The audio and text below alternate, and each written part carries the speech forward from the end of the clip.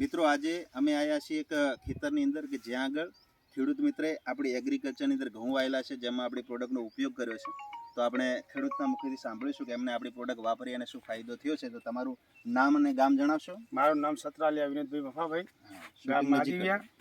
ગામ માધીવિયા. મેં આર્યા ભૂસ્ત્ર 2 પેકર નાખેલા છે. બરાબર. 2 વીઘામાં બરાબર. પાયામાં આપેલા છે. બરાબર. અને રિઝલ્ટ મારી સામે છે. બરાબર. રિઝલ્ટ મારી સામે છે. બરાબર. આ આપણું ભૂવસ્ત્રનો ઉપયોગ કર્યો તો પાયામાં. પાયામાં 2 વીઘામાં 2 પેકેટ 2 નાખ્યા. પેકેટ. બરાબર છે.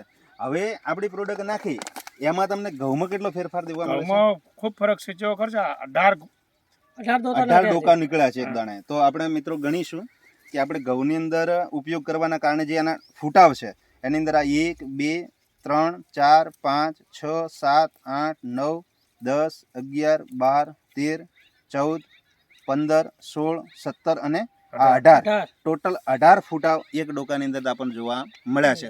તો એવરેજ આપણા 15 થી ઉપર તો એવરેજ કહી શકાય ફૂટાવનો, ખરું કે નહીં? 15 ઉપર. અને એની અંદર ફક્ત આપણે એક જ પ્રોડક્ટ નાખી છે જે તમે ઝૂમ કરીને બતાવી શકો છો, ભૂવસ્ત્ર. બરાબર. અને હવે આપણી પ્રોડક્ટ આર્યા બાકી છે, જે પ્રોડક્ટ આપણે ઓલિફ અને ગ્રોમેજિક જે આવતીકાલે છંટકાવ કરવાનો છે. આપણા ઘઉં કેટલા દિવસના થયા છે? 45-50 દિવસ. 51 દિવસ થયા. બરાબર ને?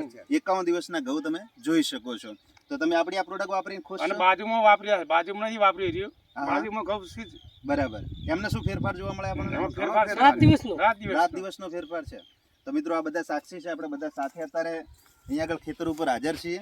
તો પ્રોડક્ટનું રિઝલ્ટ સારું છે ને? 100%. બરાબર છે. તો મિત્રો તમે પણ પોતાના ખેતરની અંદર આપણું ભૂવસ્ત્ર, ઓલિફ અને ગ્રોમેજિક વાપરી શકો છો. Okay, thank you. હવે તમે ભલે અને